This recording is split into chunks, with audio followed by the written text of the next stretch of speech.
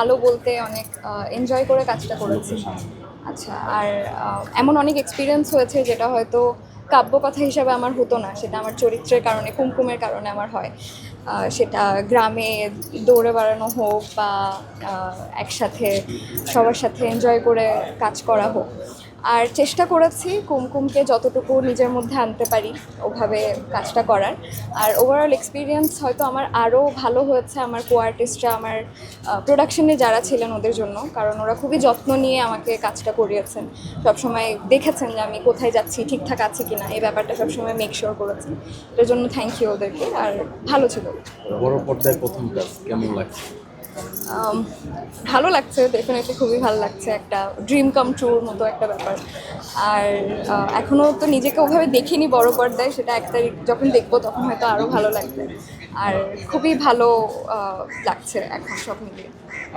বড় পর্দায় প্রথম বন্ধুত্বের গল্প বলা হচ্ছে, সব কিছু মিলিয়ে আমরা যতটুকু দেখলাম দুর্দান্ত একটা কাজ হয়ে বলে আসলে এক্সপিরিয়েন্সটা যদি একটু জানতে চাই আসলে, এখন আপনার তো রংপুরের মতো জায়গায় স্টোরি উঠে এসেছে, এই ধরনের গল্প প্রথম কাজ। আচ্ছা, হ্যাঁ, উড়াল করার সময় এমন অনেক কিছু আমি হয়তো মেন্টালি প্রিপারেশন নিয়ে গেছিলাম। কিভাবে কি হবে, গ্রামের এনভায়রনমেন্টে কিভাবে আমরা আছি থাকবো, এবং কুমকুমকে বোঝার জন্য আমি সবসময় শুটিংয়ের পরে চেষ্টা করতাম বাইরে গিয়ে ওদের সাথে থাকার, আমাদের ওখানে যারা ছিলেন, যে বাসায় আমরা শ্যুট করেছি ওদের সাথে সময় কাটানোর, ওরা কিভাবে কি করে। এবং অনেক অবজার্ভ করেছি কিছু বিষয়, কিভাবে একটা গ্রামে একটা মেয়ে দৌড়ে হেঁটে যাচ্ছে, কিভাবে দৌড়াচ্ছে, কারণ আমারও দৌড়াতে হবে এরপরে ওই সেমভাবে। আর রংপুরে একটা জিনিস যেটা আমার খুবই তখন ওই সময় গিয়ে আসলে খুবই ভালো লেগেছে, আমরা যখনই শুটিং করতাম তখন অনেক মানুষ হয়ে যেত, অনেক ভিড় হয়ে যেত, এবং ওরা আমাদেরকে অনেকে অনেক কিছু ভাবতো, অনেকে আমাকে পরিমণি ভাবতো, অনেকে মানে ওরা যাদের চেনে আর কি এভাবে। তো ওরা এসে ছবি তুলতো, অনেকে অটোগ্রাফ নিত, এমন ব্যাপার হতো। এবং আমি তো জানি না, মানে আমি মাকে জিজ্ঞেস করতাম, মা কী লিখবো অটোগ্রাফে, কারণ আমার একদমই নতুন অভিজ্ঞতা এসব নিয়ে।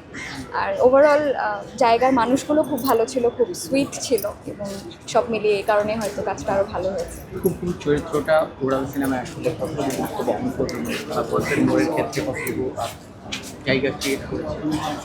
কুমকুম, যেটা আমি বললাম, কুমকুম আসলে সবার আদরের, খুব দুরন্ত এমন একটা ক্যারেক্টার।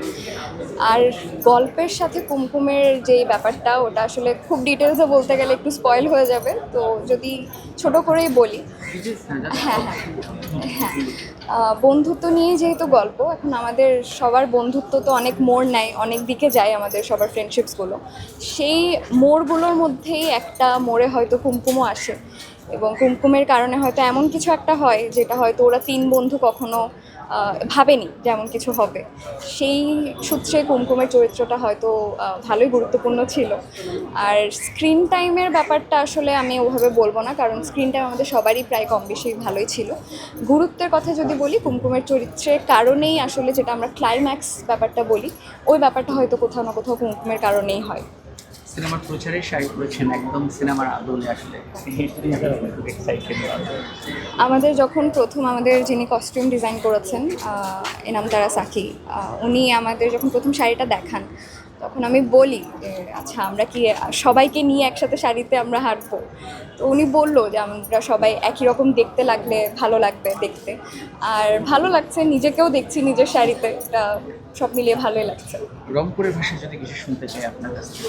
আমি আসলে কুমকুমের চরিত্রে রংপুরের ভাষা বলিনি, কারণ কুমকুম তো একটা ওরকম মহাজনের মেয়ে, বড় ঘরের মেয়ে, তো আসলে ওই রুরাল ভাষাটা ও ব্যবহার করেনি, সেই ক্ষেত্রে আমার শিখতেও হয়নি খুব একটা। আমার কো অ্যাক্টার্স যারা ছিলেন ওরা একদমই রুরাল ভাষায় কথা বলেছেন, তো ওদেরই বেশিরভাগ শিখতে হচ্ছে, আমার খুব একটা হয়নি। সর্বশেষ জানতে চাইবো, যেহেতু বন্ধুত্বের গল্প করতে, আপনার কাছে আসলে বন্ধুত্ব বলতে কি বোঝেন, আপনি বন্ধুত্বের ফিলিংসটা কিংবা মিনিংটা এক্সাক্ট?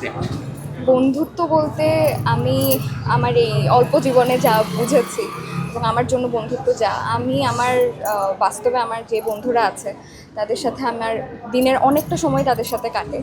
এবং আগে আমার মনে হতো বন্ধুত্ব মানে অনেক কিছু করতে হবে, আমার ফ্রেন্ডের জন্য আমার গিয়ে অনেকটা করতে হবে এবং ওর আমার জন্য অনেক করতে হবে। এখন কোথাও না কোথাও মনে হয় এটা পুরোটাই একটা অভিজ্ঞতার মতো, যে আমি একজনের সাথে সময় কাটাচ্ছি, ওই অভিজ্ঞতাটাই হয়তো অনেক বছর পরে গিয়ে আমার মাথায় থাকবে, এই মেমোরিটা ক্রিয়েট হবে। তো বন্ধুত্বটা আমার জন্য পুরোটাই একটা ফর্ম অফ মেমোরিজ। আর আমার বাস্তবে খুব ভালো কিছু বন্ধু আছে, ওরা সব দিক দিয়ে অনেক হেল্প করে। ওয়ালটন এখন দেশের সীমানা পেরিয়ে পৌঁছে গিয়েছে 50টিরও বেশি দেশে।